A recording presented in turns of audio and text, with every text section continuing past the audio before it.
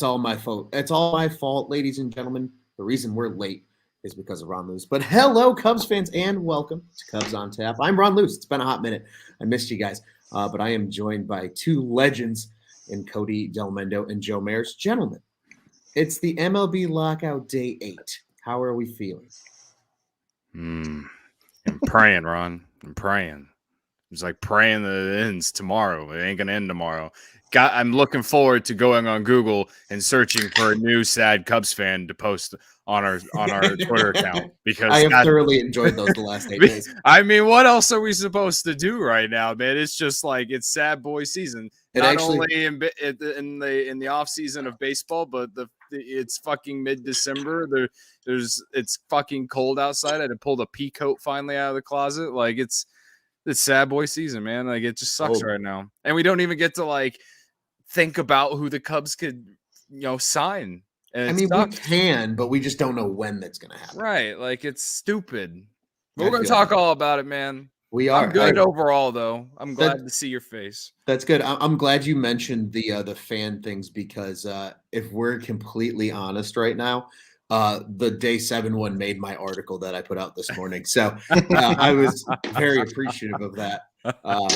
Very, very much so. Scott, what's up, sir? He says, #NorthsideRon is vibing. I am vibing. I'm vibing because I'm back talking baseball with you guys. Joe, how are you doing, buddy? Great. In the middle of the move, stressed as all hell could be. I mean, are you ever really done moving? No, I've lived in my house for 2.5 years and there's shit I still haven't unpacked. Yeah, I mean, we're in pretty well, but now it's just the finishing touches, which is I would show you this entire room, but it's a freaking mess. But I'm good, man. I quote tweeted the live tweet, doing what I love, talking Cubs baseball with you guys. Hell yeah, brother. I love it. Shout out to Scott for being in the stream. It's a damn shame that Illinois had to go into Iowa City and shit on them the other night. Hate to see it. Fresh off the Big Ten championship game. Cody chose violence in on Thursday night tonight. My goodness. Wow. That's what's even better? Scott might have just exited the stream to go yell at you on Hey, if it makes it feel any better, Purdue just lost to Rutgers tonight, and Illinois destroyed Rutgers by like 30 points. 10th-year senior Ron Harper Jr. Yeah. Oh, Scott, he just came back in the cops. He said basketball is weak. I was a wrestling state. That is like the fourth person to tell me that. I mean, it is a wrestling state, but still. Yeah. I have a friend who was on the Iowa football team, and we're in the same fantasy football league. And late Saturday night after that whooping from Michigan, I had to break him the bad news. I'm like, sorry, but you're going 0-2 this weekend, sir. I took Michigan minus 12.5 on Saturday too. Oh, that was easy.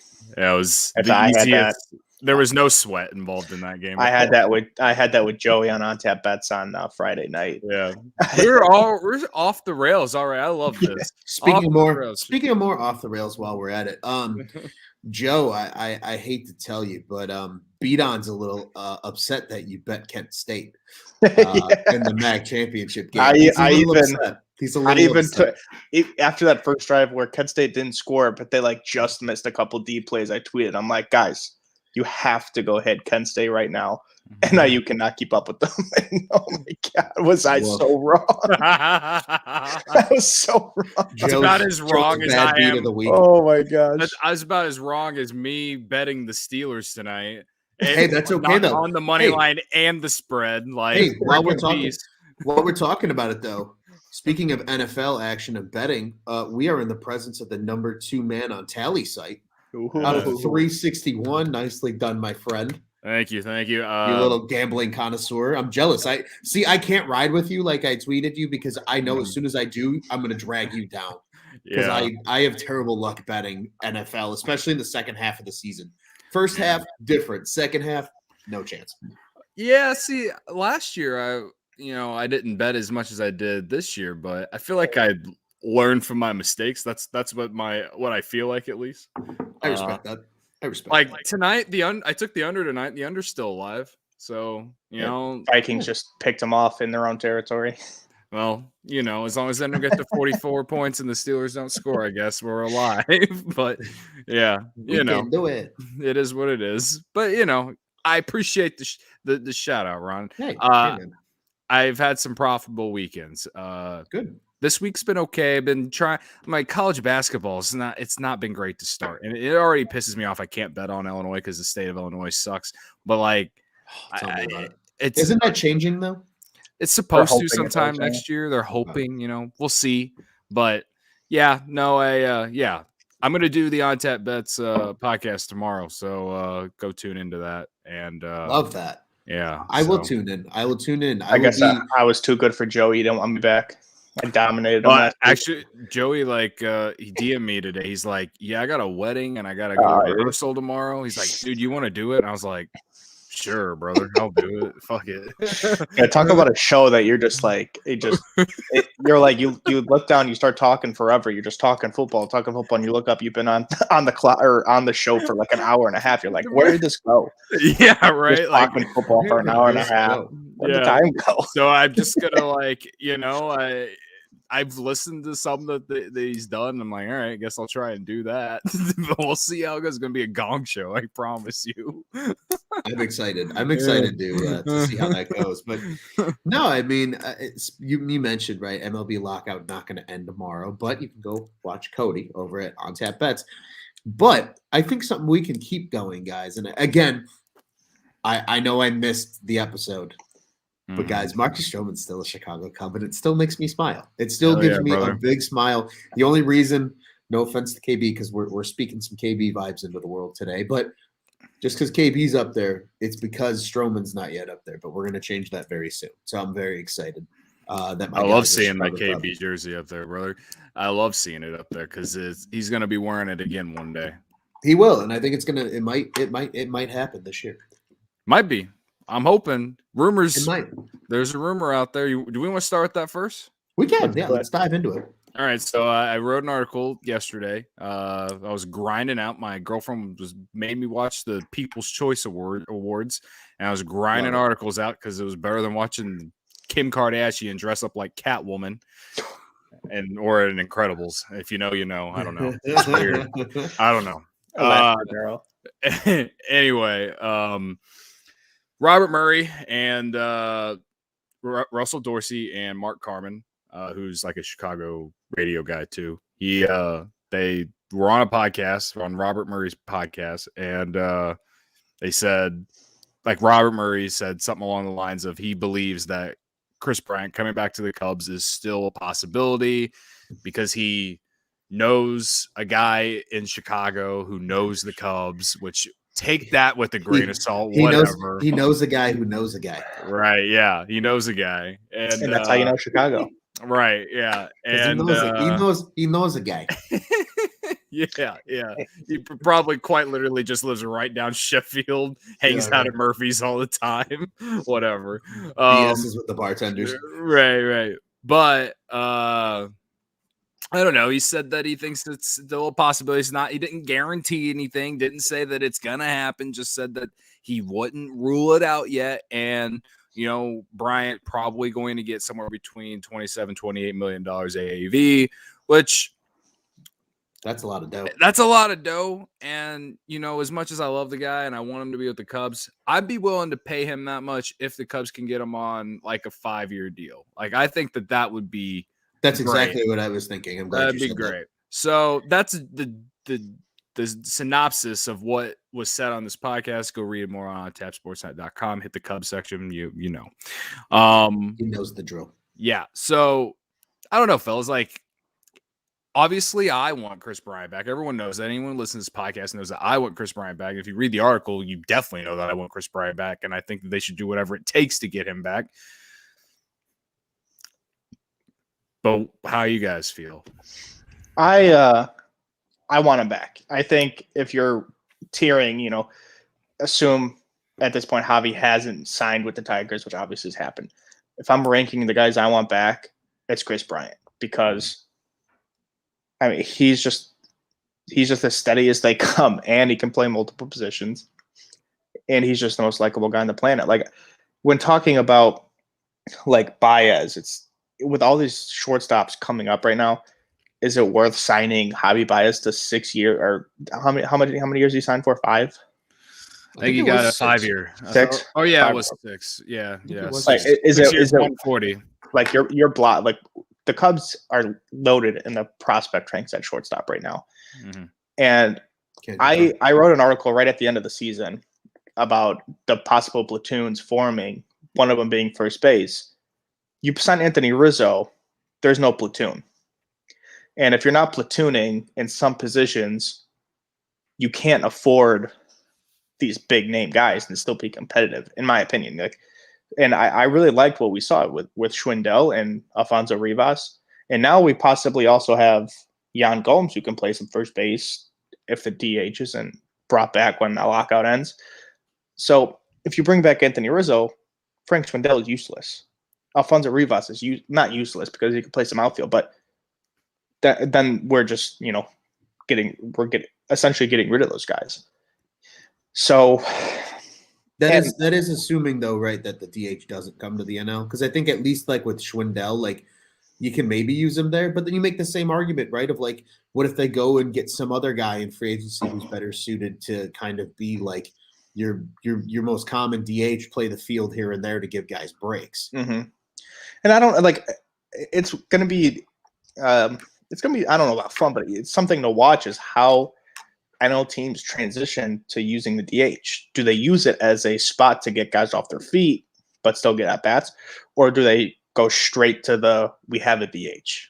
Once 150 games, he's our DH, something like that. Like, I think a lot of it also obviously depends on what your personnel is, but I think some teams are going to go, we're going to figure it out on the go, and some teams are going to go get a guy like Schwarber and plug him in the DH. It's just depending on what the teams want to do, but I think we're going to see a lot of both. See, I'm glad you brought up the Schwarber idea, because I've been, after that report, which Cody, you also wrote that up, I believe, about he wants 3 years, $20 million a year, which I think for a guy like Schwarber is incredibly reasonable, because maybe if you get one bad year out of that contract, but you're out of it in 3 years. It's not a 6 and 7 year deal for that kind of guy if it doesn't work out. And if he plays really, really well, he's betting on himself. He's going to get an even bigger payday, because if the DH is universal, it's just going to keep going. And I think that's why, though, like for the Cubs, why they can afford to, still bring back Wilson Contreras despite, that he's climbing in age, is because you can DH him more. You can let him play a little maybe outfield or first base, if you stick with Schwindel. There's more options. And I think that bodes well for a guy like KB as well, because then you talk about, even if you get him on the 5 years, right? Because he just turned 30, correct? Yes. Okay. Just turned 30. You got him until 35. So you still got him for some of his prime. I feel like for baseball players, prime is a little longer than most of the other sports. Like for the traditional man, your physical peak prime is 28 to 32 years old. Right. And that's just scientific, but especially in athletics. But I feel like in baseball, you can prolong it a little more. It could be 24 to 34 or 35. So you're getting 5 good years of Bryant. So to your point about, that 27, 28 per year, I think that's tolerable, right? Because if KB maybe gets more days off and just playing in the outfield more instead of over at third base and his knees are feeling better, maybe you get a more consistent KB. Maybe you get 270, 275 KB with, maybe the power isn't the same because of the shoulder issues, but even if you're getting, 25 to 30, but he's driving in runs, he becomes maybe a double machine.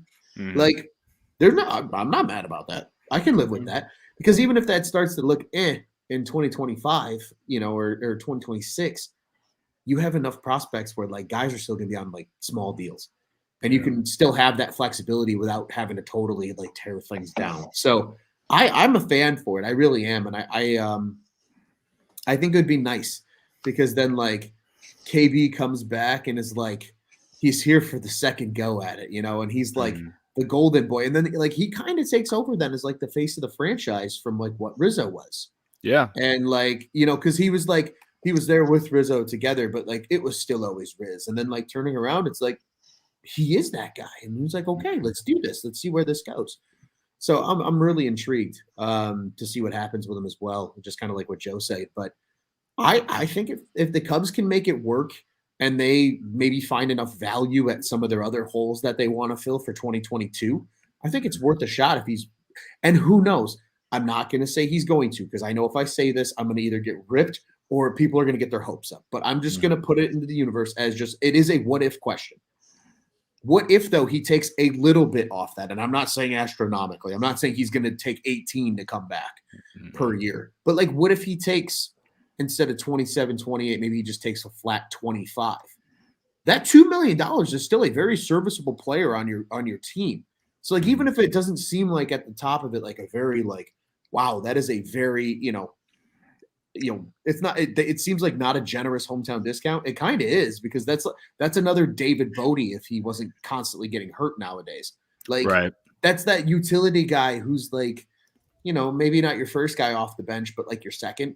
Like, he can still be a valuable player. And especially with the youth and all these guys on small contracts, that's maybe 2 players on small contracts now that they're continually developing guys as well. So, like, I'm intrigued really to see where this goes. And actually, this might be a little good transition here.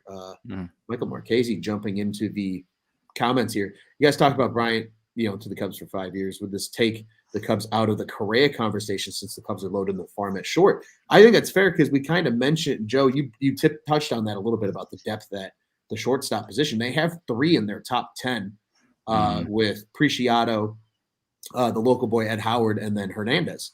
So, like, I would be intrigued with, like, KB, because here's the question that you ask themselves: can they bring back KB and somehow get Correa here? Like, are you willing to commit that kind of money to really, like, with the youth coming up, like, maybe have a team in place that can go win it in maybe 3 years? I think it's a fair question to ask. And because they do have so much depth at short in the farm, maybe that makes not necessarily even Correa. I'm not saying Correa expendable, but, like, maybe that allows those guys to be pieces they can trade for young talent that's cheap at other positions of need, I guess. So I don't think it totally would take them out, but I guess it really just depends what else is part of the plan. I think you got to think about it. If the Cubs are going to go out and get Correa, is he a better player than Javier Baez? Yes. But the great thing about shortstops in your minor league system is a lot of times those guys are the most athletic. They can switch positions if needed. Is Javier Baez a guy they're going to make a top shortstop prospect change positions for? Maybe. Is Carlos Correa a little bit more than maybe? I don't know. But there's a little bit more flexibility. But it's tough. I mean, again, prospects don't always pan out. I think the Cubs could get both. Okay, before I continue, shout out to Michael Marchese, ILL brother. Let's go Illini. Yeah, he's one of my he's one of my friends. I've been trying to get him into the comments. He's been texting me instead of commenting. I'm like, dude, what are the comments? Hell yeah. I just wanted to point that out. I can't believe we got an Illinois football player watching the stream right now. That's awesome. Anyway, my kind of like what. For me, if the Cubs were able to get both, like I said, I think one of them, and it would probably be Bryant, because I don't think Correa is going to take a deal less than 8 years, honestly.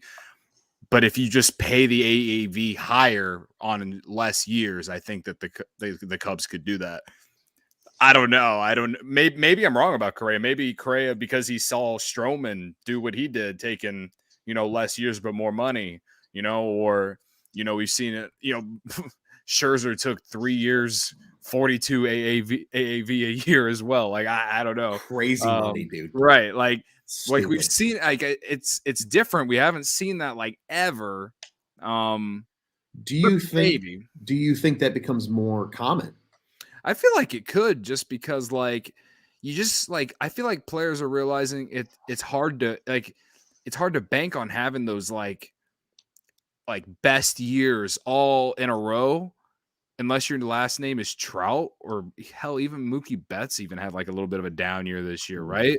So maybe some of these players are thinking, especially the ones who are entering free agency in their mid to late 20s, maybe they should take shorter years but get more money and, figure out everything later. I know a lot of them want those 10-year deals just because they just want to like be like with an organization for the rest of their career. But it's like, hell, Nolan Arenado took something like that and he was with Colorado for one more year and then they traded him for a fucking washing machine. Like, what are we fucking doing here? And then like Giancarlo Stanton's another great example. Again, those are small market teams. I don't think that's going to happen with a big market team, but like we've seen it and it's just like, what's the fucking point sometimes? So again, I don't know if Bryant would take like a 3-year, $35 million AAV deal or whatever, but to me, to get them both, I feel like one of those guys would have to take less years than what we expect. So I think you hit it right on the head. I think in order to get a guy like Correa, I think it's going to take more AAV and less years. And I think that's the best thing to do for in the Cubs situation. You don't want to lock. You can't. In this point right now, it's tough to lock yourself into something like that, even though you want to, especially for a guy like Correa. Right. But if we got a comment, Lil Yumper. Yeah, like if the Cubs offer an opt out after year 2, maybe he considers it. I mean, it sounds like a great idea. It's not bad because I think what it does is, and this is going to be my little, not tinfoil hat, because I feel like this is a good take, but like a positive spin on the situation is like maybe these guys are hoping, and maybe there is hope, amongst the chatter of just MLB players. Like maybe there is hope that the new CBA, that when it is figured out, is really beneficial for baseball too, to like continue to grow the game, because I think these guys are seeing like the NFL and the NBA grow, like, and how much like Steph Curry's making per year and in these other leagues. And they're like, we play more games. Like, how do we get baseball more popular? Because naturally, just by playing more games, we can make more money. So it's like, why not, take a shot and go for it? And, at least then you get that financial security now when like the market's not going to be the best, but maybe, just maybe that, becomes more favorable to a free agent for more money. And all of a sudden now these guys are at the, still in relatively the peak of their careers and are like, I can get another contract. Because if Correa does 2 years with an opt-out, that makes him no older than 30. I think he would still be 29 when that contract ends. I think he's 27. I know he's like probably close to turning 28, but like, even though he'd be 30. And in baseball players age the best out of any professional like sport, and just because of the least amount of contact on your body. Like, realistically, he still gives you another good 5 years that he can get another contract for probably maybe more money if everything continues to grow over time. Yeah. I think it's an interesting proposal. Yeah, I think it's interesting thinking about it, and I also find it like very interesting on Cubs Twitter too about like how literally everyone wants Carlos Correa after the Stroman signing. And I'm not slandering it. I think it's awesome that people are like actually getting up for it and like believing it, because the last like 4 months it's just been unbearable listening to these people bitch and complain about ownership in the front office. But I also feel like it's not the worst thing in the world if they don't get Correa, because of what Joe said about the shortstop depth. And I do think that they could get someone like Trevor Story would be half the price. Like, I'd be okay with Trevor Story as well. Obviously Correa I think is better, but I would be okay with Trevor Story. And the only reason I'd be okay with it, like 3/4 of the reason, is because I know we got shortstop depth coming or infield depth coming. So, if the Story thing doesn't work out, at least he's at worst, he's a bridge guy. You know what I mean? So, yeah, I just, with the whole Bryant thing and with him, I think, if the Cubs want to prove that they want to be in it, like next season, like literally go for it. Like, I feel like if they sign both of them, I still don't even know if you could say that they're a World Series contender, because I still don't know. I still don't know about the pitching, and that would go for the bullpen and, the starting rotation.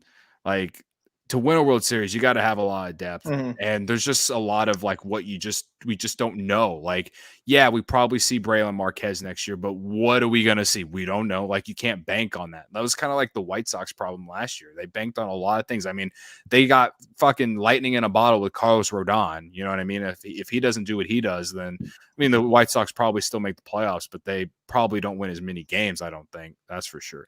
So like, that's kind of like what I'm saying is like, if they were to sign both of those guys, there would still need to be more, especially on the pitching side. So, you know, if they want to spend more on pitching, I'm totally okay if they sign Trevor Story for less money, and we'll see what happens with Brian and Rizzo, and then, you know, go get another starter. I know, Ron, you wrote Matthew Boyd as a possible guy.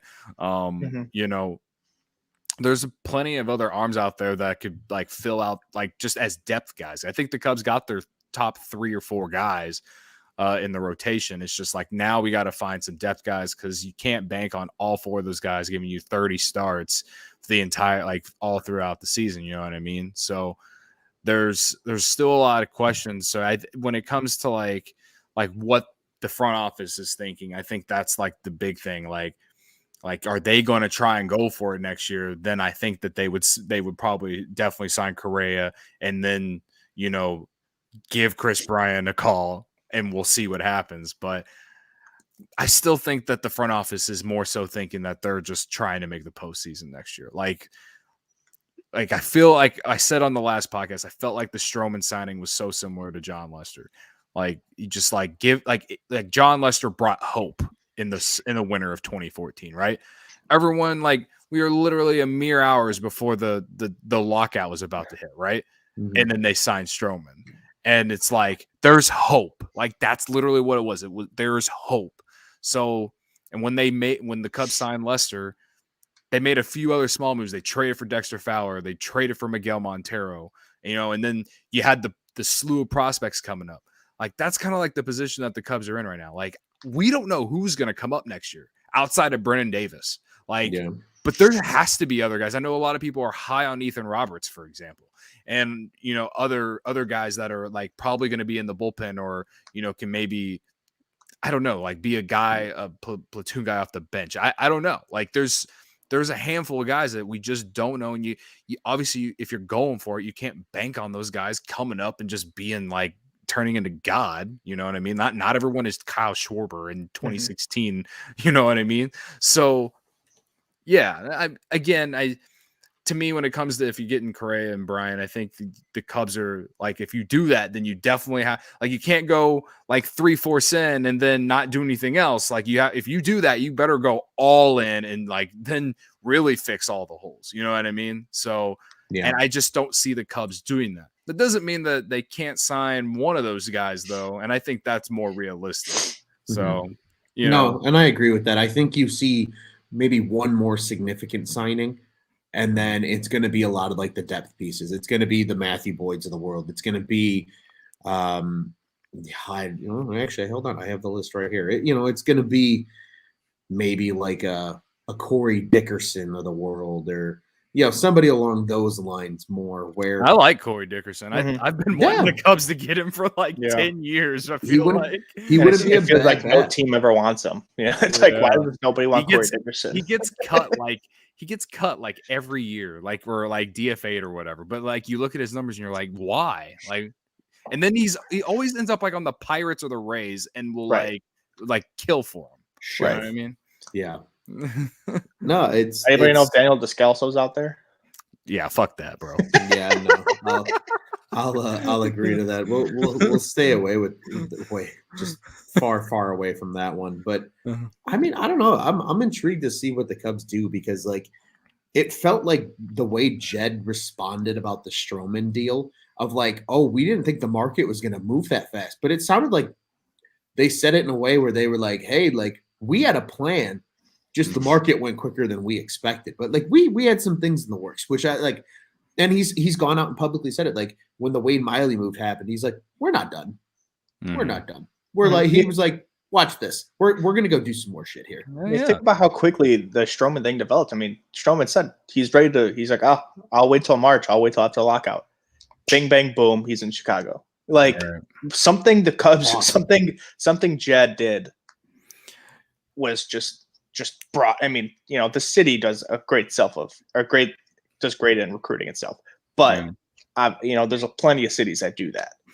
Yeah. One thing that I feel like we didn't mention on the last podcast when we were reacting to the Stroman signing was, a lot of people were like, no one's going to want to come to the Cubs because they're not in position to win and this and that. And it's like, did you forget that we're the fucking Chicago Cubs? Like, we play at one of the most beautiful ballparks in all of baseball. Like, did you not like see the atmosphere at that ballpark in the playoffs of 2016? Like I feel like they can use the 2016 highlights to lure free agents because anyone should want to be part of that atmosphere. Like, you would get the same atmosphere again. Like, the next time the Cubs are in the playoffs, we're going to get a very similar atmosphere. It's not just because of the 108-year curse, man. Like, that's like sometimes we get that atmosphere at Wrigley on a freaking regular day, like on a Friday at 1:20 at the 8th inning, and we're up 3-2 with St. Louis in town. Like, you'll get a standing O or fans rising in their seats or whatever because of whatever. And it's like, it's different from like a lot of other places. It's electric. It's absolutely electric. Like it's not me being some homer or anything. That's just what it is. Like, there's just the atmosphere at Wrigley Field is one of the more unique ones. I'm not going to say it's better than certain places or anything. I just think it's very unique.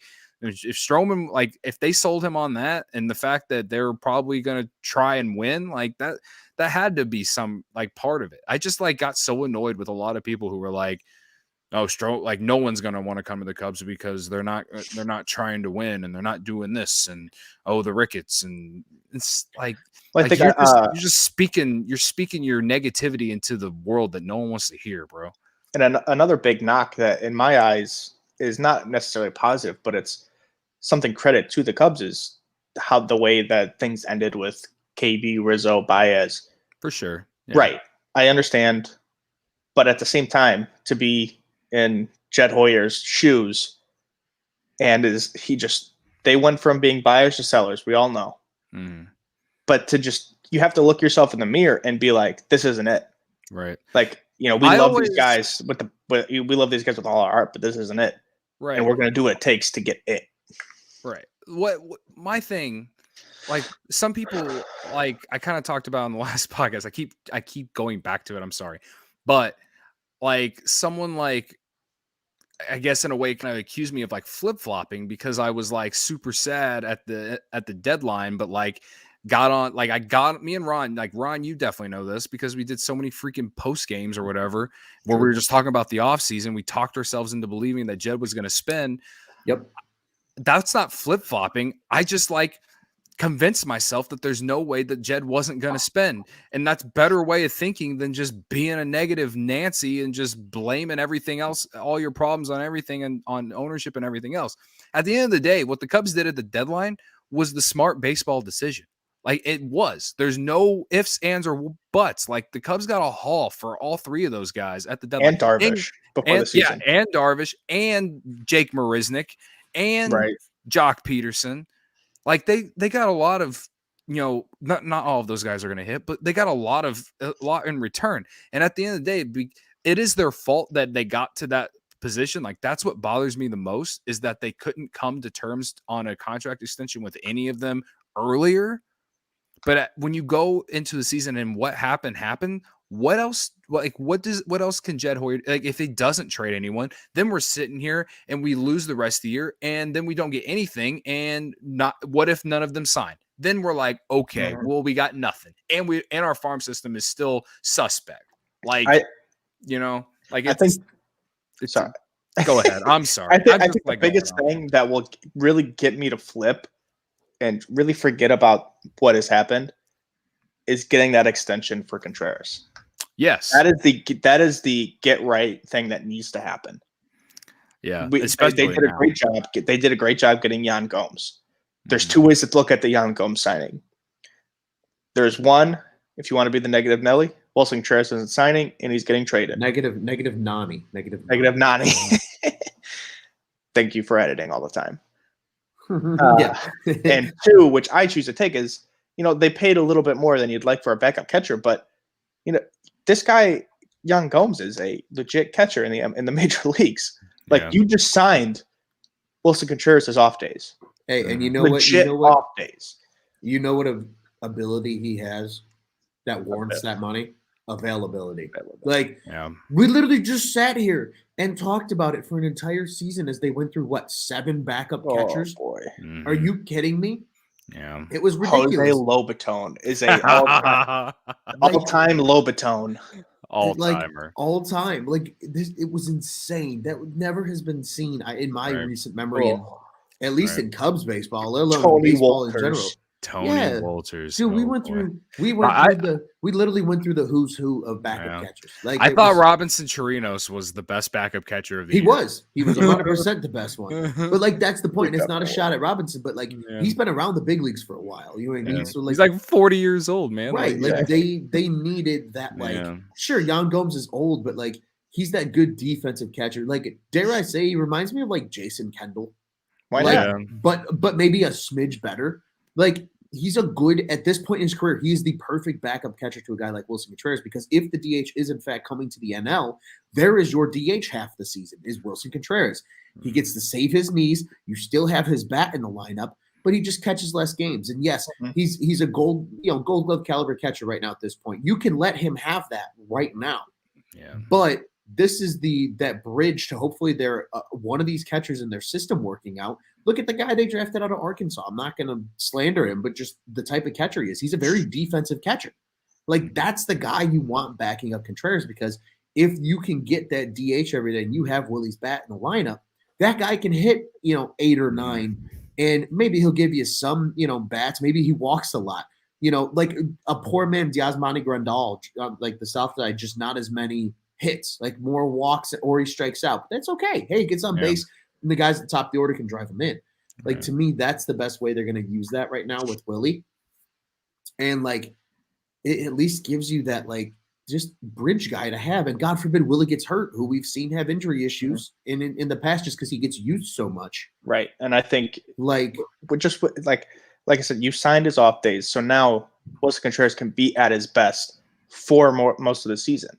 Right. I mean, we've seen him at his best. It's unbelievable. He started 2 straight All-Star games. The dude is a great player, but you cannot run him into the ground.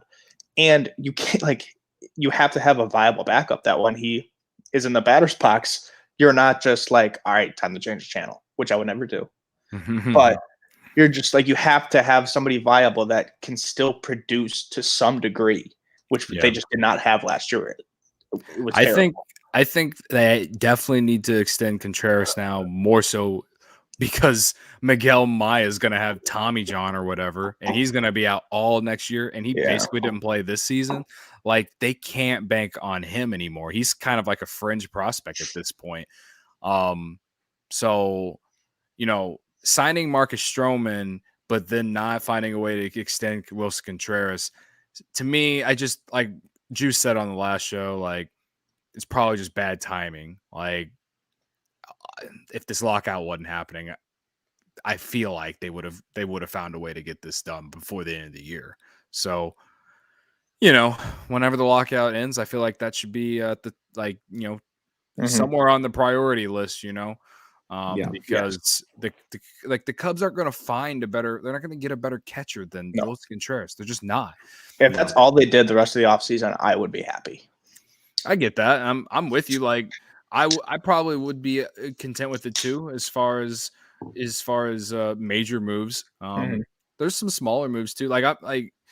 Ron knows I'm a big Matt Duffy guy. I'd love for them to bring Matt Duffy back just to be a depth piece off the bench. He's a guy. I mean, in a situation where the Cubs are in, we don't know. Truly, we have high hopes. We always have high hopes because we're Cubs fans. But most of us, he's the guy. Why in this situation? You're looking at players in 2 ways, 2-ish ways. One, he's a guy we see on the team for a long time. Or 2, he's a guy that we see if the season doesn't go the best, we could trade him. Is Matt Duffy either of those? I don't know. Yeah. He's obviously not one. He had a great season, despite the injuries. Right. I mean, they probably would have flipped him if he would have stayed healthy. If he would have stayed healthy, I agree. I think Like he was like, I wouldn't say he was carrying the Cubs, but he was keeping that offense diverse. He was hitting 5. Him and Nico, I mean, him like they were doing well. Yeah. Him and Nico were like, those are the guys that flipped the order. You know, yeah. Like those are the guys that were getting on base for right, because they weren't like, just strictly home run hitters. So that's something to be excited about for next season is the kind of shift in offensive strategy. For sure. Yeah, I agree. I feel bad, Ron. Can we go through some of the comments? Yeah, we're getting a lot of them. We are, and thank you to everybody that has comments. We've seen them; they just haven't been poofed up on the screen yet. Oh, I got to go through them. That's right. Yeah. I keep forgetting you're signed out. So for those that don't know, like we all like share an account to be like kind of like the admins, and we can like host. And I keep forgetting that Cody isn't logged in on it right now, and it keeps tripping me out. So let's really start getting. Bring one up. Oh yeah, we'll get through some good ones, and we'll bounce around. We're not necessarily going to go in order. Oh, I wanted to bring this one up actually, Cody. I believe you were at this game. I was. We were talking Friday about the Wrigley Field vibe. The first full capacity. That was probably like, I think I sent a tweet like the very last game of the year, and I just was like naming off all my favorite moments of the season. That game was at the top of the list because the vibe at Wrigley Field that day and left field. Oh my God! How many beers did you consume? I had way too many to count, brother. I spent way too much money that day. Like Cassidy had to come pick me up and drive me home, and I still lived in the suburbs at that time. So she drove all the way out from the north suburbs to Wrigleyville at like 5 p.m. on a freaking Friday. So think about the traffic. Oh yeah, she saved my life that day. She picked me up and drove me home. Like that was like the best. Like that was far and away like one of the best games I ever gone to at Wrigley Field. I went to a lot of games this year. It definitely ranks number 1 for me. So me and you, Ron, had the post game that day. I remember we were talking about how you had it up on your phone watching the the game day on the MLB app. Just foul ball. Yeah, the 14 pitcher bat. Yeah. And then I was like, oh. And then there was a photographer like behind home plate or on the first base side or something, and he was taking these like high quality outfield shots of people. And me and my buddy Tommy were at the game, and he was on Instagram, I think, and he just like probably searched like the location of Wrigley Field and just looked at the most recent posts. And I had posted a few photos the day after, and he saw that me and him were out in the outfield. So he like searched around for us in his photo and then sent it to. It was like a high quality photo. It was like my profile picture for a while. And there's one of the pictures I'm double fisting 2 Michelob Ultras and celebrating at the same time. So it didn't spill any of my beer. Thank God. I'm better than that. But yeah, like I could go on and on about that game. That was like one of the best games of the year. It's unfortunate that we couldn't keep that vibe going all season. But I mean, that's just like kind of like what I'm talking about when I was talking about Stroman and like him wanting to come to the Cubs and everything. Like he had to see that, like pay attention to that kind of stuff and like want to be part of that. I think that's special. And like, I don't know enough about the Mets, but I don't know if Citi Field fills up the ballpark on a random Tuesday night game. People are going to go to Wrigley Field on a Tuesday night game if the Cubs are projected to be good. You know what I mean? 100%. So yeah, I mean, I don't know. The reason I bring that up is because he's been the biggest Cubs stan on Twitter. He's been trolling like Yankees and Mets fans, and it's just like awesome. It makes me laugh so hard. It's so fantastic. I love every second of it. Here's another good one. I enjoyed this one because I'm Robinson a nerd Chirinos, for old trades. He was in the Matt Garza trade. Yep. Him and Chris Archer. Ago. Yes. Yeah. And in a galaxy far, far, far away. I just saw something today on Twitter. It's like an anniversary of the White Sox trading Marcus Semien and Chris Bassett for a wide receiver, Jeff Samardzija, today. And you're like, why does not that? Marcus Semien just got a bag, and he's been a pretty solid player. And Chris Bassett has been pretty decent. He's like, why is that not up there? Like, what nobody talks about that stuff. When Yeah, you like, it's I know true. we're in a vacuum. We hear the Eloy and Dylan Cease for Jose Quintana. Like, how are those not on the same level? Like Eloy Jimenez, he's a great player, but because lest we not what forget has the he done White Sox really? traded Fernando they traded Fernando Tatis for James Shields. And did they trade? Was it Frankie Montas too? Yeah. You know, like none of these. personally, I think the reason people don't talk about like what you're saying, Joe, is because the Cubs and the White Sox made the Eloy trade. That's solely it. Like that's literally it. That's the only reason people are never going to talk. Cody, I got great news for you. Oh, I know. It's that the Steelers are making a giant comeback. we're riding right now. I'm like, let's cover 3.5 at least. The under is dead, but that's okay. But if the Steelers can cover 3.5, oh boy. So yeah, sorry for the reel off there, but No, I'd love to cover. We'll go to this one too, because this one's fun. This talks a little bit about Schwarbs. The DH gives players like Schwarbs longevity. Not saying he can't do it right now, but it helps him age better. It helps a lot of these guys age better, which we kind of touched on already. Because, like, yeah, David Ortiz made a career out of it. And I don't think, like, he'll be a David Ortiz level DH, but, like, absolutely when he gets to, like, 34, 35 years old, the DH gives him that longevity to maybe he's an okay hitter to 38, 9 years old. I mean, shit, Nelson Cruz is making a career out of it. He's 41. Like, the dude's, I mean, he can't be my dad, but like, he at least could be like an older cousin or something. You know what I mean? Like, that's up there. That's the beauty of baseball, especially with a DH. Schwarber's the one who like makes him the most sense to even like come back. Like, as much as I love Bryant, you know what I mean? 100% for the Cubs, absolutely. He makes the most sense because the Cubs need a power lefty bat. He's younger than Rizzo, so you have Schwindel at first base, and whether you believe Schwindel is your everyday first baseman or not, like, Rizzo is still older than Schwarber, so and Schwarber played first base a little bit with the Red Sox, so you're thinking you could use him in the outfield, you think you could use him at first base, and then the DH. So that makes the most sense. And in 3 years, $20 million, like honestly, just kind of reminds me of the Nick Castellanos signing with the Reds, to be honest, except it's a little bit more money because he got like 15 or 16 mil. This would be for 20 million. So, you said the magic words to make my spine tingle. Nicholas Castellanos. I think that's as far as that'll get. I don't think Nick Castellanos. I don't think the Cubs have a chance. It doesn't make sense. That one does not make sense to me. Don't ruin my hopes. I know.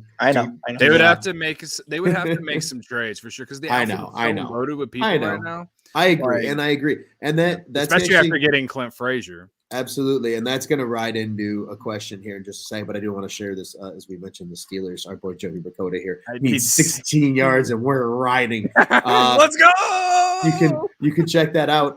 He actually wrote about that tonight in his On Tap Bets articles. We were giving love to On Tap Bets earlier, so make sure you check out the On Tap Bets guy. Nice. I'm rooting for you, Joey. Let's go. We're rooting for Joey. Let's go. Steelers a great question from our friend from the IL. How does Frazier change the dynamic in the outfield? Does he bounce back after the Yankees DFA? And I have a quick hunch I want to share about this. Go ahead, bro. Because this is really true. And I want to take words from a guy who pulled bank today. Congratulations, Pat McAfee, on your monstrosity of a contract with FanDuel. Good for you. But, like, he says, if you look good, you feel good. If you feel good, you play good. If you play good, you live good. If you live good, you die good. Like, that's kind of the Clint Frazier mindset that I get with him signing, because like he was pissed he had to get rid of his flow and his beard when he got to the Yankees. And I think that's one of the dumbest, most outdated, stupid ass rules in all of sports. It grinds my gears. It's honest to God, one of the biggest reasons that I'm so just over the Yankees as an entire organization. It's a shame that Anthony Rizzo ever had to put on those egregious pinstripes. And number 48. Yeah, disgusting number.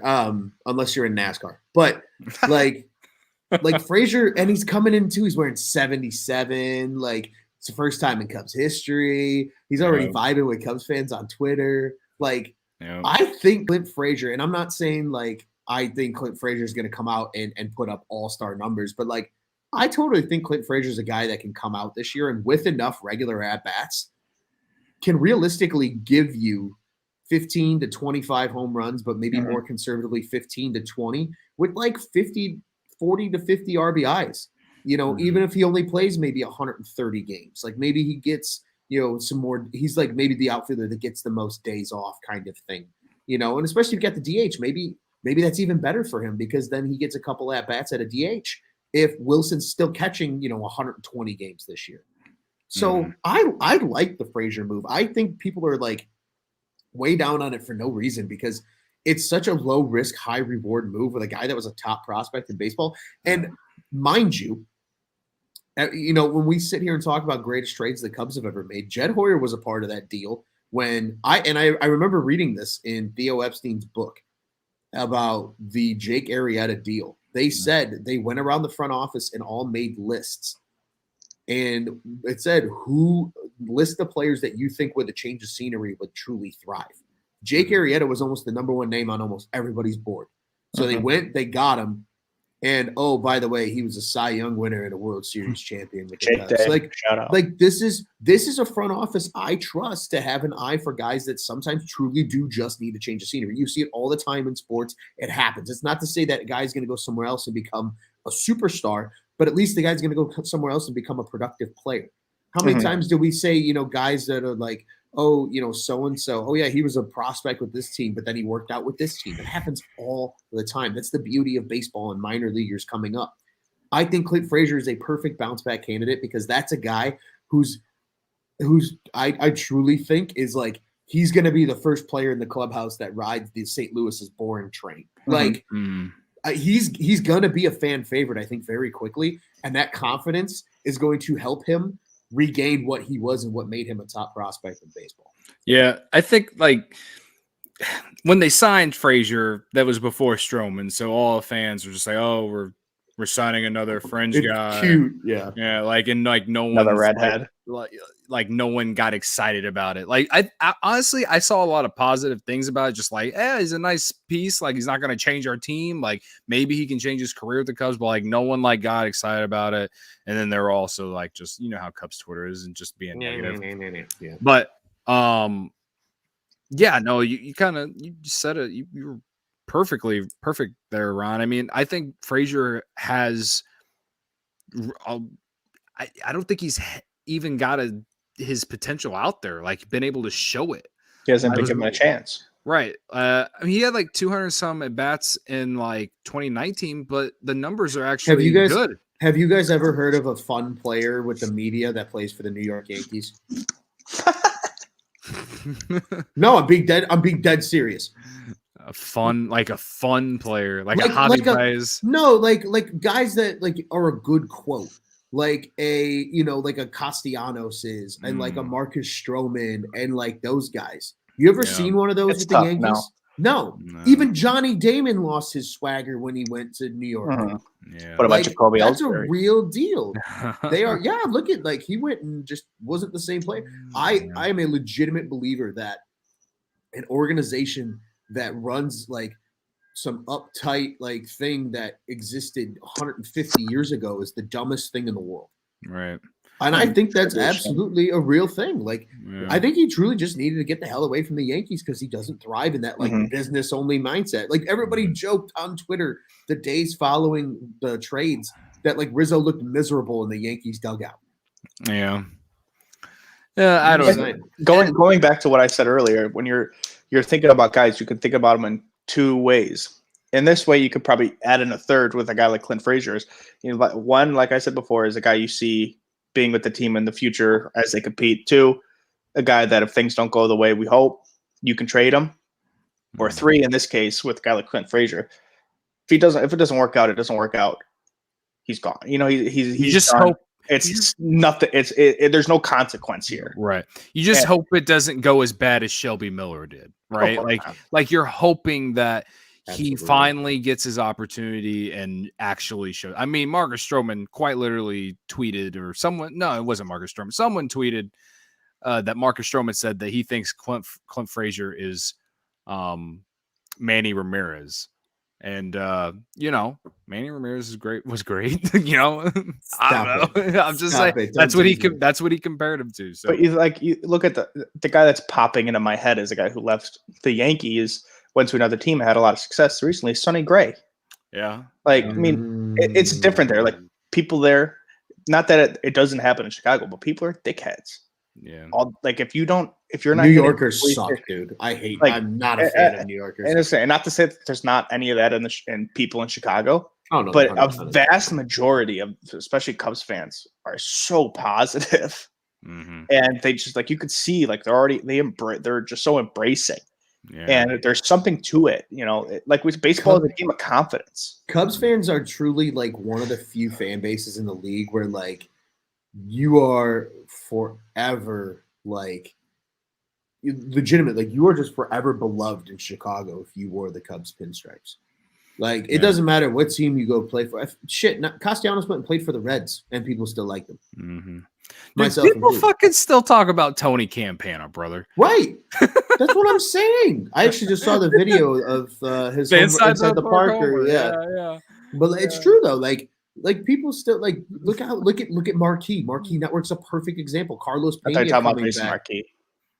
No, I was like Jason Marquee too. Yeah, but like, but like with Marquee Sports Network, like look at all the former Cubs that maybe didn't have the longest careers, but like were kind of fan favorites in their eras that they played. Like Sean they still Marshall. get love. Yeah, Sean they still get love in Chicago, and that's a real thing. Like that is a real thing with the Cubs fan base. So like they're absolutely. I think Cubs and fans in general are one of the most embracing fan bases because it's like, yo, you ride with our team. Like we like you. You're cool. Like and they love like look at Nick Castellanos.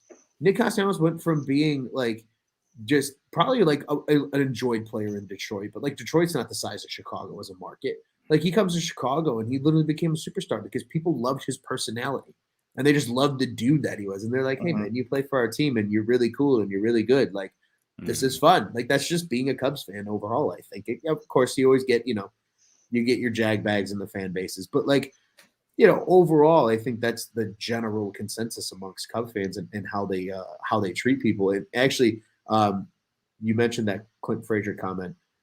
Joey Ricotta chiming in here. He's also boys with Stro, and he was on. Yeah, Mike Stud is a rap artist. His best friends with Stroman. They pitched together at Duke. Little fun fact. So they're boys, but he has a podcast. And Stroh's been on it a couple times. I've always listened to those episodes because, again, Stroh's my dude. So very excited about that. But yeah, man, I don't know. Like these have been really good comments tonight. There was another one. There was another one. Someone said about how like the anger and the annoyance was justified. Because the last time the Cubs signed someone was Yu Darvish, which that's not true. That's actually false. They signed like if we're talking marquee free agents. I mean, they signed Craig Kimbrell in the middle of a season once. They kept Cole Hamels around. I just don't. I understand. I just want to state it again. The annoyance is justified, but it's not like how long? Like Ron, how long can we just like continue to beat a dead horse about like the same shit?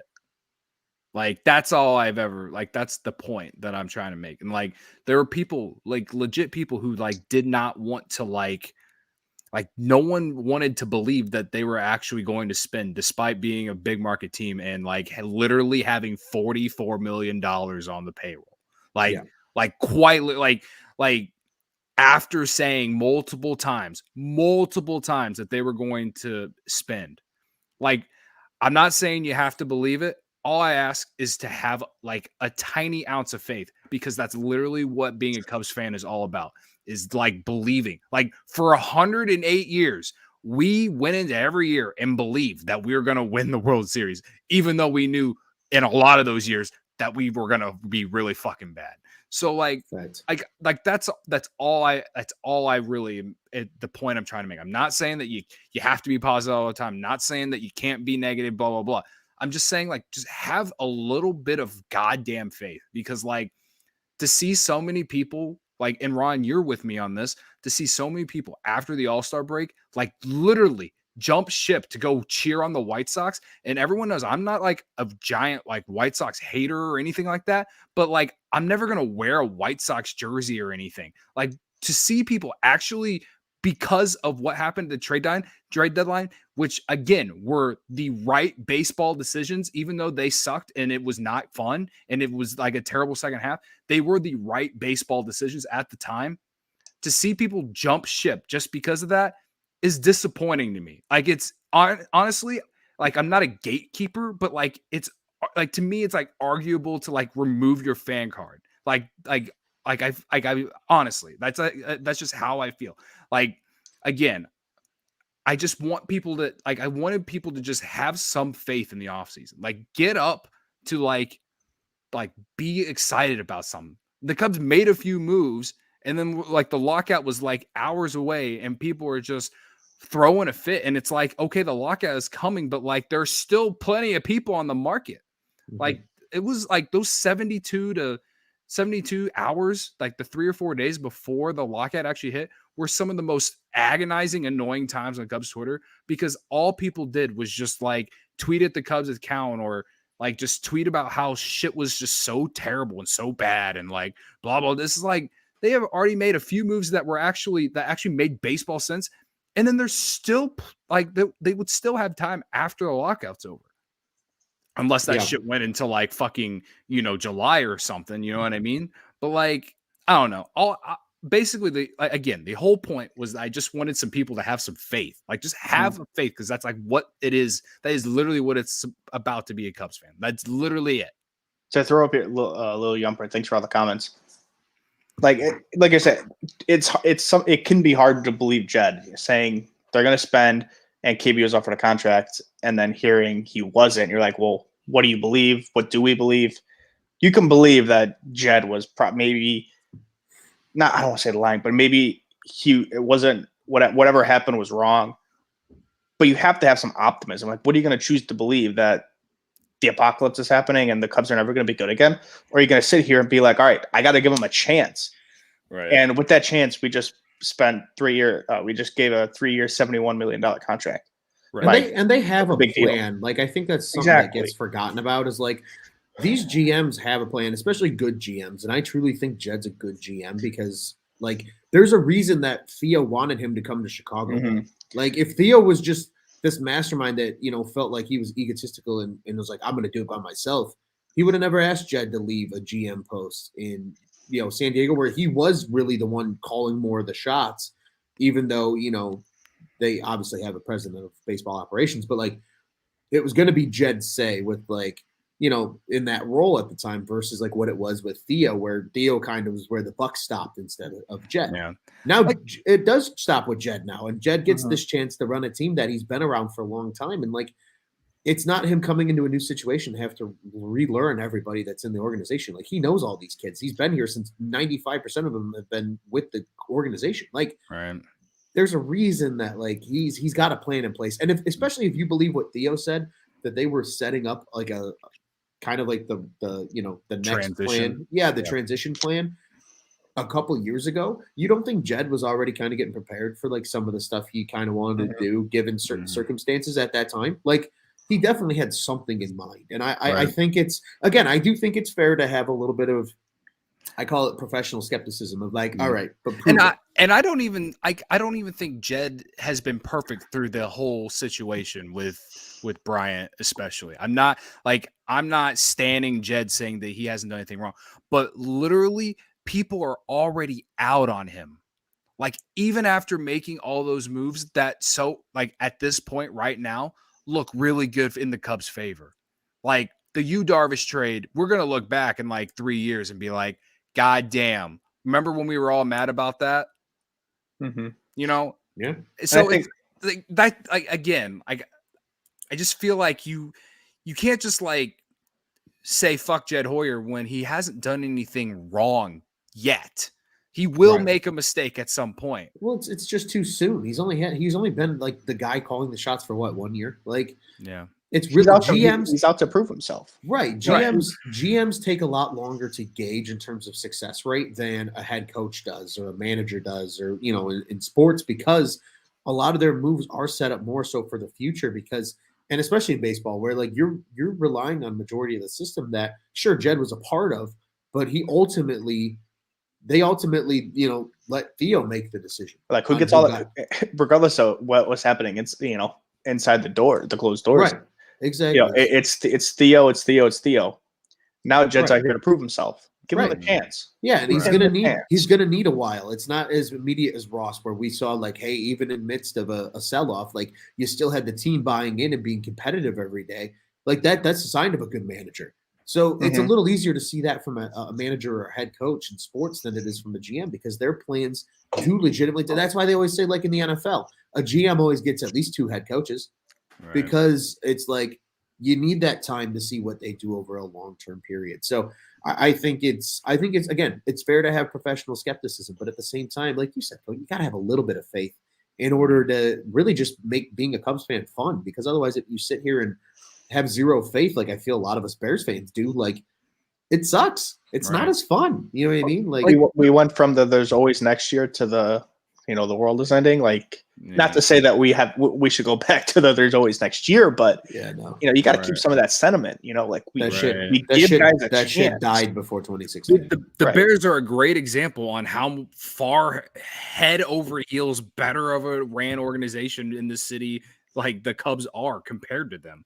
Like people want to talk about Tom and how he didn't give money to Jed for this and that, and I'm with you. Like he should have given the money to pay Castellanos, and he should have they should have been able to find a way to pay Bryant and Baez probably too, but they still have rebounded in a big way already. They still have to go out there and prove it, but I feel like they after everything that's happened, like they're setting themselves up for success sooner rather than later. And like, dude, when you look at the Bears, they have like one good year every like 7 years, and then it's like we're gonna go through another rebuild again, and then we're gonna it's like a never ending circle. It's like, all right, we're gonna get up for the rebuild, and here's hoping Justin Fields turns out to be something great, and this and that, and then something will happen like the Cody Parkey kick, and then it's just all down to it's just what it is like to be a Bears fan, and like it all starts at the top, it all starts at the front office, and all of that shit.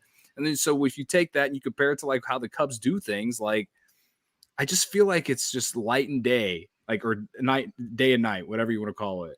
You know what I mean? In terms of just like how an organization is ran, and so I don't know. It just like.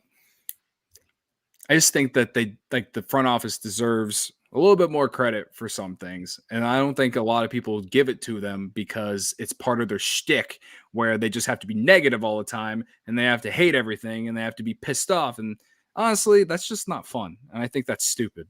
Yeah, it is certainly tough to live that way. But gentlemen, I think we've aired out some good stuff. Obviously, with everything in the lockout, it's quiet. It's going to be a lot of kind of, hypothesis and analysis and like what ifs and like, ideas more at this time, unfortunately, than us sitting here talking about actual signings and moves, not only with the Cubs, but even around the league. So, gentlemen, I'll toss it back to you guys. A couple final thoughts, maybe. Again, with the holidays coming up, I'm hoping we're back at least for one more before the holidays. Maybe 2, but before the holidays and as things are quiet and nothing was moving, not even a mouse. How are you guys? Take us away, take us out of here. Go ahead, Joe. Like I said earlier, if the only thing that happens is Wilson Contreras gets extended, I'll consider that a great move, and I will be as excited as I've ever been for the 2022 season. There's reasons to be optimistic. There are so many reasons to be optimistic. People are still going to choose to be pessimistic. There's nothing we could do about that. But I am just looking forward to watching some Cubs baseball, hopping on the post game show with you guys. So looking forward to it. Yeah, man. No, I feel like the last 20 minutes I just spent bitching about people bitching. So in a sense, it's like hypocritical that I'm bitching. So Joe, you pretty much were right. Like there will be pessimistic people. And believe me, last year I feel like going into the season, I was pretty pessimistic. And then those motherfuckers got me in the Mayo series. If you know, just when I think I'm out, they pulled me back in. They pulled me back in, and then they really murdered my soul like they do a year in and year out. But yeah, man, I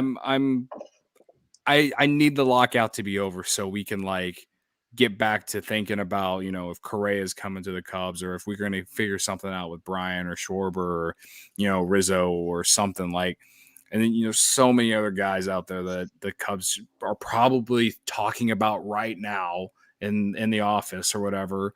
And, you know, like, this lockout is just it's ruining like baseball right now, and it just because of a bunch of old dudes who own a fucking franchise, like freaking wiping faces off like teams like websites and stuff, acting like they're not real, like going to the Cardinals website and seeing their promotional stuff, and when they remove Nolan Arenado's name but like put Cardinals third baseman bobblehead, like come on, like that's so honestly, it's dumb, and it's not surprising because the MLB just finds a way to quite literally just shoot themselves in the foot at least once every 6 months. It's in a way, it's their way of getting all the headlines because they're not talked about enough, and it bothers me that not as many people love baseball anymore. Right? Like it is what it is. So I'm just hoping and praying that this lockout ends at the very latest by the end of January. So yeah, till then, man, till then, you know, I'm gonna go down to the Cubs store, get myself a Marcus Stroman jersey at some point. I will join you with that because I think you guys nailed it on the head. And my final thought is just Marcus Stroman's the Chicago Cub, and I'm very excited about it. I don't know if anybody can see this, but and please ignore my notification numbers, but the background is the man himself. Nice. So we're already bought in. I'm already fully invested for 2022. I got the same one. I love it. I'm already looking at how I'm getting out to Cincinnati for opening day of Stroman starting. Like, this is a real conversation that I've had with myself already. So Kyle Hendricks. Hey, and that's okay. I actually kind of hope it is Kyle, because then Stroh would start on a Saturday in Cincinnati, and that's magic to get out to Cincinnati. That's absolutely get some Skyline chili. Don't tell your buddy Cody. Oh boy. I wouldn't humanly be able to. I was in Cincinnati over the summer. I liked it. You liked it? Interesting. I enjoyed it. It's different. Shout out to the Illini guy in the comments. Shout out Mike. Yeah, I'll throw it up here really quick, and maybe we can just throw it around really quick before we get out of here. Do you anticipate the Cubs to bring in low-level pitching or a pitcher during this free agency period? Maybe guys like the only low-level of those guys is Danny Duffy. You see Kikuchi, like he'll get a pretty solid deal wherever he goes. Joe Kelly, too much money for a bullpen pitcher for where the Cubs are at. Yeah, the Cubs are on. I mean, you could the great thing about Danny Duffy. Danny Duffy is the guy. The great thing about Major League bullpens, real quick, is that you could piece those together with. That's what I think the Cubs will do. Yeah. The Cubs are going to go find themselves another like Rowan Wick out of nowhere. Exactly. Like they'll find him. I'm not. That's like the one thing that I'm not worried about with the way they have the 8th and 9th inning already figured out with Hoyer and Wick, and then you just build from there. Like Keegan Thompson, with like he's probably going to slot into that bullpen where he was unbelievable. I agree. So, the bullpen, perhaps is something that's on my mind. We maybe trade back for Craig Kimbrell for a washing machine because he was so bad with the White Sox. We'll send you a nice brand new washing machine and thanks White Sox for slip Hoyer and Madrigal. Yeah, I mean, for all that happened in 2020 or 2021, I feel like we can already say thank you, White Sox, because that money is off the Cubs books. yeah, and he was bad. But yeah, I mean, like we've seen like the Danny Duffys, the Matthew Boyd names, like those are going to get thrown around. That's exactly, I think, the market the Cubs are aiming at. Mm-hmm. Outside of one more big move, like I think that's I think the one big move comes at a positional, like a position. A fielding position where like then it's going to be a lot of those good depth moves, you know, and maybe if they really get crazy, they go 2 bats, but like the rest of the rotation and bullpen is going to be value guys. So I agree. Like a Duffy is definitely most likely, you know, it may be like a guy like a Boyd is totally possible after, you know, he was non-tendered by the Detroit Tigers. So that'll be interesting, but I'd like to see some velocity added. I think that's what it boils down to is velocity. Well, and I think that's why maybe he becomes like a 2-inning bullpen guy. like 2 or 3 times a week. We're like, hey, you're gonna give us a little extra, but like Danny you're gonna Duffy be able you're to talking about, or Matt Boyd. or Boyd, either one. Boyd throws a little harder than Duffy, right? Right, but like he hasn't been throwing deep into games this past year at all. I think he threw a lot of like 4-inning starts. So like, what if he is a 2-inning guy every 2 or 3 days? You get him to pitch 3 times a week, or at least maybe twice a week as a bullpen guy. Like you can use him in high leverage or low leverage situations. Depending on how he's pitching, and I think it's not a bad idea. My last thoughts on the rotation is, if you're looking at 2022 going somewhat similar to the end of 2021, not to say it's not going to be like that completely, but you have 3 guys in the rotation that will pitch innings. We're not going to see starting pitchers go 3 innings 3 times a week. Like we have Stroman, Miley, and Hendricks. So those guys eat innings. So at the least, it's not going to be insufferable like it was towards the end of the year. So that's something to be happy about. And like that's the lowest for the starting rotation. And then we get to see more Justin Steele, more Alzolay. Like we've seen Alzolay and Stroman interact on Twitter. That's exciting. There's so much to be excited about. I think the rotation is probably going to be Stroman, Hendricks, or vice versa, then Alzolay, and then Wade Miley, and then Steele. It'll be. I think Miley would be third. Yeah. Yes. You probably don't want to do 2 lefties. Exactly. Yeah, you don't want to do 2 lefties back to back. I wasn't thinking about that. But either way, though, like that's pretty solid, especially if Alzolay like takes that next step, and if Steele continues to build off last year. I mean, Steele was probably the, as far as like guys who got promoted, he was probably the biggest successor. Yeah. So overall, both out of the bullpen and in the rotation, I agree. Yep.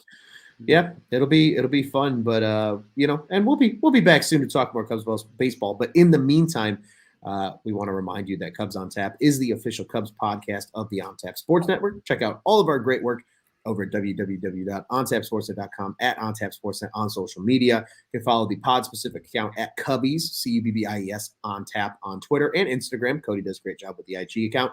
And you can also not only have Cubs, Bulls, Bears, Blackhawks, and yes, Cubs fans, we all have friends that are White Sox fans. You know the drill. You can send them over to us as well, because we have some of the best coverage, if not the best, in Chicago about your favorite sports team. So once again, www.ontapsportsnet.com, at OnTapSportsNet on social media, the On Tap Sports Network. Go ahead and check out what's on tap in Chicago sports. Gentlemen, it's always a pleasure. It's been way too long since I've talked to either one of you and we've talked Cubs baseball, but it was a true joy. And what do you guys say? Until next time, let's go Cubbies. Let's go Cubbies.